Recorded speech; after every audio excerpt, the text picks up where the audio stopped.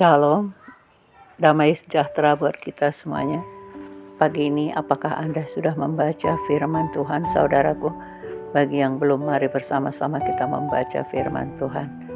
Kita awali dengan berdoa. Bapa Surgawi, Bapa yang kami sembah dalam Yesus Kristus, puji dan syukur serta terima kasih kami kehadirat-Mu. Tuhan selalu baik bagi kehidupan kami. Terima kasih Bapa atas penyertaan-Mu, perlindungan-Mu sepanjang istirahat kami. Pagi ini Tuhan izinkan kami boleh bangun kembali.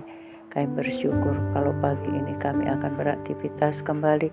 Biarlah Tuhan yang memberkati kami. Namun sebelum kami melakukan segala aktivitas kami mau membaca sebagian dari firman. Berkati firman-Mu, berkati hati kami agar sungguh kebenaran-Mu menjadi kekuatan dalam hidup kami. Berkata-katalah Tuhan melalui kebenaran firman, kami siap mendengarkannya. Dalam nama Tuhan Yesus kami mengucap syukur. Haleluya. Amin. Adapun firman Tuhan yang boleh kita renungkan hari ini, saudaraku, terambil dari kitab Matius 22 ayat 37 dan 38. Firman Tuhan berkata, "Kasihilah Tuhan Allahmu dengan segenap hatimu dan dengan segenap jiwamu dan dengan segenap akal budimu.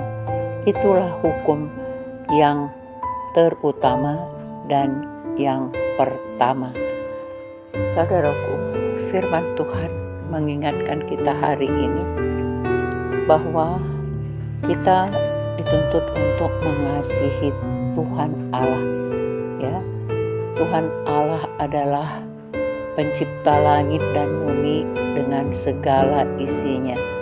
Nah, jadi kalau kita tahu bahwa Tuhan itulah yang menjadi pencipta langit dan bumi dan segala isinya, termasuk manusia, kita sebagai umat Tuhan, maka kita wajib bersyukur kepadanya, memuji dan menyembah Dia, karena Tuhan itu sungguh baik bagi setiap umat manusia. Bukti dari kebaikannya itu bahwa Dia rela mati, ya, Tuhan Yesus sendiri datang ke dunia untuk menebus dosa manusia, karena ketika ciptaannya tadi jatuh ke dalam dosa, maka manusia itu terputus hubungannya dengan Allah itu sendiri. Oleh karena itu, untuk membuat hubungan yang baik kembali, memperbaiki hubungan antara manusia dan Tuhan, maka Tuhan menyuruh anaknya yang tunggal datang ke dunia, yakni Yesus Kristus Juru Selamat kita yang hidup. Dia rela disalibkan untuk menebus dosa manusia. Jadi darah yang dicurahkan itulah yang menyucikan semua dosa-dosa kita, saudaraku, bagi orang yang percaya.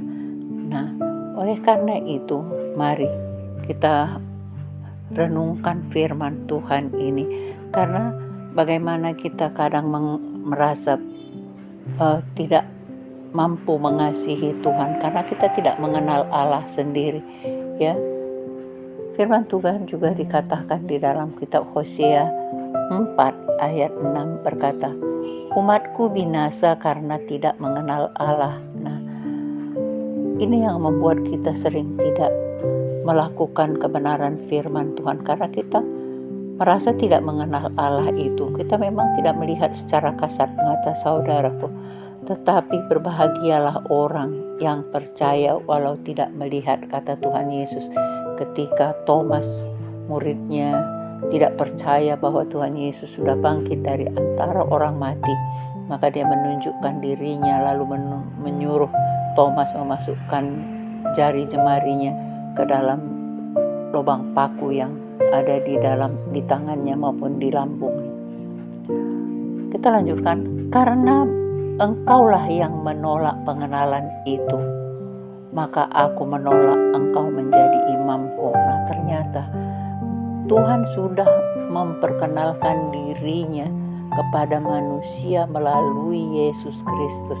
Nah, tetapi manusia tadi ternyata menolak, karena memang ketika Tuhan Yesus datang ke dunia, bahkan mereka minta supaya Tuhan Yesus disalibkan. Nah, karena engkaulah yang menolak pengenalan itu, maka aku menolak engkau menjadi imamku, kata firman Tuhan. Dan karena engkau melupakan pengajaran Allahmu, maka aku juga akan melupakan anak-anakmu. Nah, ini yang berbahaya, saudaraku, ketika kita tidak mau percaya kepada Tuhan Allah, kita tidak melakukan kebenaran firman Tuhan, kita merasa bahwa kita tidak bisa melihat Tuhan itu, kita tidak percaya bahwa Tuhan itu ada, bahwa Tuhan Yesus itu telah mati dan dibangkitkan dari antara orang mati dan duduk di sebelah kanan Allah Bapa.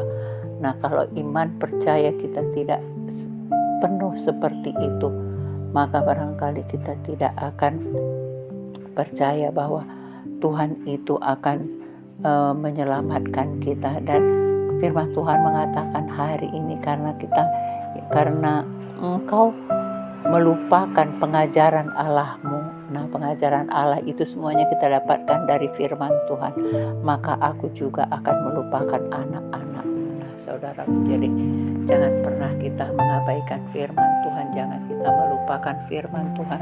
Mari kita renungkan firman Tuhan siang dan malam, supaya kita mengerti apa yang Tuhan kehendaki di dalam hidup kita. Karena apabila kita tidak mau merenungkan firman Tuhan, tidak membaca firman Tuhan, maka firman Tuhan tadi kita baca di Hosea pada ayat 6 tadi, bahwa aku akan melupakan anak-anakmu. Nah, jadi dosa dari bapak ayah atau ibu kita atau dari nenek moyang kita itu turun temurun, saudaraku. Dosa kutuk itu ada di dalam hidup manusia sampai 4 bahkan 7 keturunan, kata firman Tuhan. Nah, jadi mari renungkan firman Tuhan siang dan malam, jangan pernah lupa akan kebenarannya, karena hanya dengan kekuatan Allah kita mampu menjalani kehidupan ini. Oleh karena itu, mari kita tetap taat setia, kita puji dan muliakan nama Tuhan dalam setiap langkah hidup kita.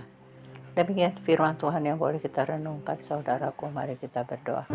Bapa Surgawi, Bapa yang kami sembah dalam Yesus Kristus, puji dan syukur dan terima kasih kami kehadirat-Mu. Tuhan, Engkau Allah yang baik. Biarlah kami senantiasa mau memuji memuliakan nama-Mu, merenungkan firman-Mu, supaya Tuhan kami layak di hadapan-Mu, menjadi anak-anak-Mu, menjadi umat-Mu yang Kau kasihi. Terima kasih Bapa, ampuni kami kalau sering kami lalai untuk membaca firman-Mu, sering kami melupakan-Mu, sering kami tidak menghiraukan, bahkan kami sibuk dengan kegiatan kehidupan kami untuk kebutuhan jasmani kami, padahal ada kebutuhan rohani yang tidak boleh kami singkirkan. Tapi itulah yang terutama dalam hidup kami, karena semuanya ini karena kasih-Mu, karena Engkaulah yang memberkati dan melindungi kami senantiasa. Ajari dan pimpin kami Tuhan untuk tetap taat, setiakan kebenaran, agar kami senantiasa layak menjadi umat pilihan-Mu. Dalam nama Tuhan Yesus kami ucap syukur. Haleluya. Amin.